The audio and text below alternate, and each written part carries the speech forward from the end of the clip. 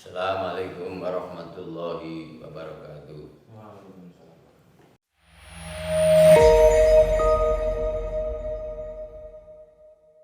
Para pemirsa channel YouTube Bagi Nurzen yang kami hormati, salawat, salam semoga tercurah kepada baginda Nabi Agung Muhammad Sallallahu Alaihi Wasallam.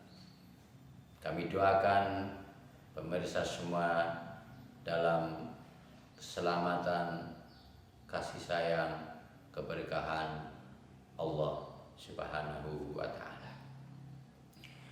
Para pemirsa yang kami hormati, firman Allah Subhanahu wa Ta'ala dalam surat Al-Baqarah ayat 222.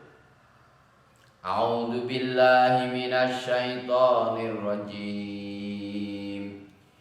Wa yas'alunaka 'anil makhid qul hiya adza fa'tazilun nisaa fil makhid wa la taqrabuhunna hatta yadhun fa idza tatahharna fa'tuhunna min haitsu amarakumullah innallaha yuhibbut tawwabina wa yuhibbul mutatahhirin. Surat Al-Baqarah ayat 222. Wallahu a'lam bil muradih. Hanya Allah yang mengetahui apa yang dikehendakinya. Mereka bertanya kepadamu Muhammad tentang haid. Katakan bahwa haid itu adalah kotoran. Maka menjauhlah kalian semua dari istri-istrimu di dalam masa haid, dan jangan kau mendekati mereka sehingga mereka dalam keadaan suci kembali. Dan apabila istri-istri mereka telah suci, maka pergaulilah, campurilah sesuai apa yang diperintahkan oleh Allah. Sesungguhnya Allah mencintai orang-orang yang bertaubat dan orang-orang yang mensucikan diri. Wallahu a'lam. Para pemirsa yang kami hormati, menurut kitab Al-Qastalani dikatakan innal wati'ata mastune watik hubungan badan fil haidi ing dalam mangsa haid iku haramun haram bi ijma'in kelawan kesepakatan para ulama. Faman mongko sapane wong iktaqoda kan nekotaken sapa man khillahu ing halali jima ing dalam mangsa haid kafara mongko dadi kufur. Para pemirsa yang kami hormati, haramnya jima di saat istri dalam keadaan haid dikatakan dalam kitab Al-Qastalani, sesungguhnya hubungan badan di masa haid itu haram menurut kesepakatan para ulama. Tidak satupun seorang ulama yang berani memberikan fatwa halal hubungan suami istri dalam masa haid. Barang siapa meyakini bahwa hubungan suami istri di saat haid itu halal, maka orang tersebut menjadi kufur atau kafir. Para pemirsa yang kami hormati,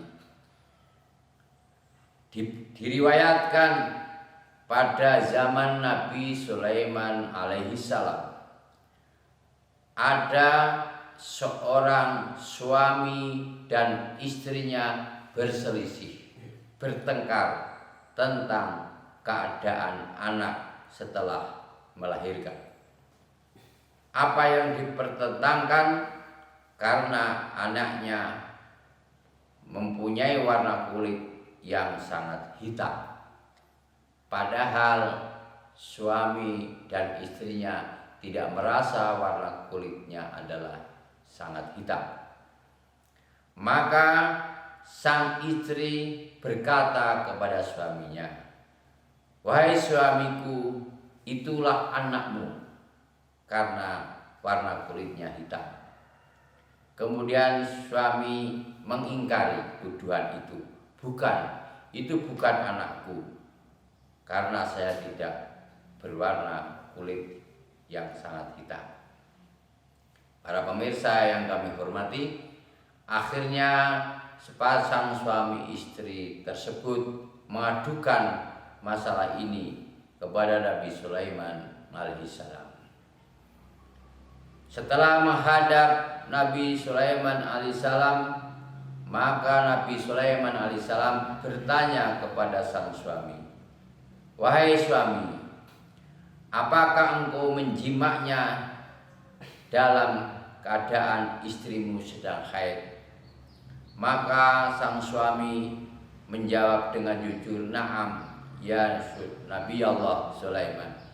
Betul, ya Nabi Allah Sulaiman. Saya pernah menjimak istri saya, sedangkan istri saya masih dalam keadaan haid." Kemudian Nabi Sulaiman mengatakan, bersabda, "Huwalaka, itu adalah anakmu, itu adalah kesalahanmu. Wa innama sawaddallahu wajhahu muqubatan lakuma." Kenapa kamu dan istrimu tidak berwarna kulit hitam, kok melahirkan anaknya berwarna kulit hitam? Itu sebagai ngukubatan lakuma, sebagai siksaan, sebagai hukuman bagi kalian berdua, supaya tidak diulangi lagi. Para pemirsa yang kami hormati, sehingga ulama berpendapat, kenapa Nabi Sulaiman bisa menjawab dengan jawaban yang benar?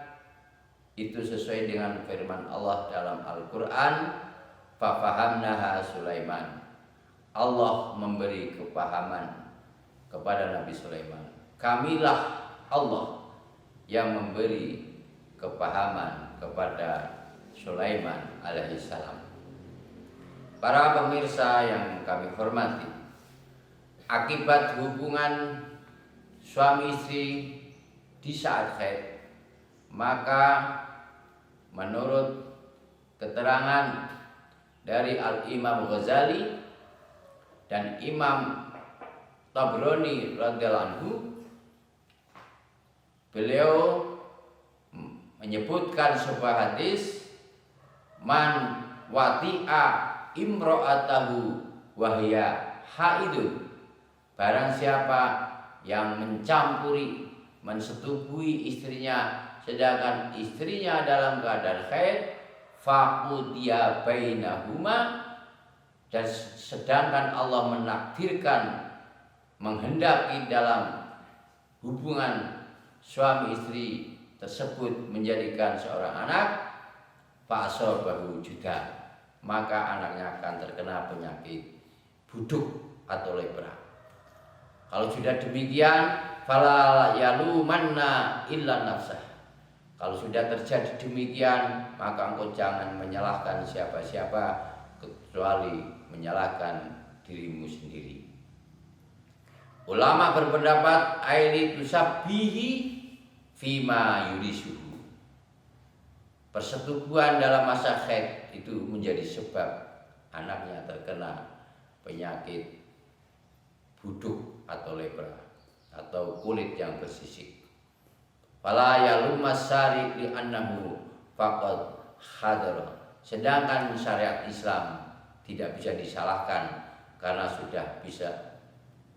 karena syariat Islam sudah memberi rambu-rambu hukum tentang haramnya jima pada masa haid. Para pemirsa yang kami hormati, sependapat dengan hadis riwayat Imam Tabrani, Al-Imam Al-Ghazali radhiyallahu anhu juga berpendapat al-wat'u fil haid wa nisfas yurisul judam fil walad. Komentar Imam Ghazali tentang akibat persetubuhan pada masa haid. Persetubuhan di masa haid dan masa nifas itu menyebabkan anaknya menderita penyakit buduk, lepra atau kulit bersisik. Apabila persetubuhan tersebut Allah takdirkan menjadi seorang anak. Para pemirsa yang kami hormati, bagaimana solusi kalau hal ini terjadi? Maka selanjutnya ulama berpendapat, di antaranya adalah Imam Al-Munadi, dan disebutkan dalam hadis Imam Tabrani dari Nabi, dari sahabat Ibnu Abbas dengan satu hadis marfu terangkat sampai Rasulullah SAW. Beliau bersabda, man ata imra'atahu fi khaidiha falyatasaddaq bidinar. Barang siapa menjima istrinya dalam keadaan haid, maka hendaknya bersedekah sebanyak 1 dinar. Ada yang menafsiri 1 dinar adalah 4 gram, ada yang menafsiri dengan mata uang yang bernama dinar. Bisa dilihat dalam media yang Anda miliki. Waman ataha waqad adbarodam fanisfu dinar. Barang siapa seorang suami bersetubuh dalam masa hampir suci, sudah tidak deras darahnya, sudah mulai tuntas, tapi belum benar-benar tuntas, tetapi sang suami mensetubuhi, maka bersedekahlah dengan 1/2 dinar.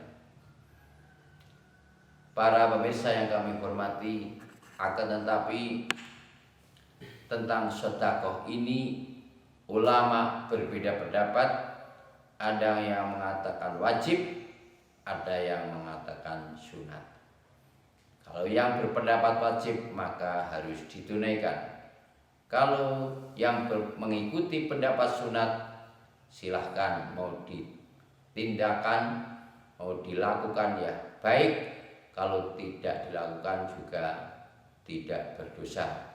Akan tetapi wajib bertobat karena itu melakukan suatu pelanggaran atau keharaman hubungan suami istri. Para pemirsa yang kami hormati, demikianlah tentang hukum haram berjima dalam masa haid. Semoga bermanfaat bagi kita semua. Assalamualaikum warahmatullahi wabarakatuh.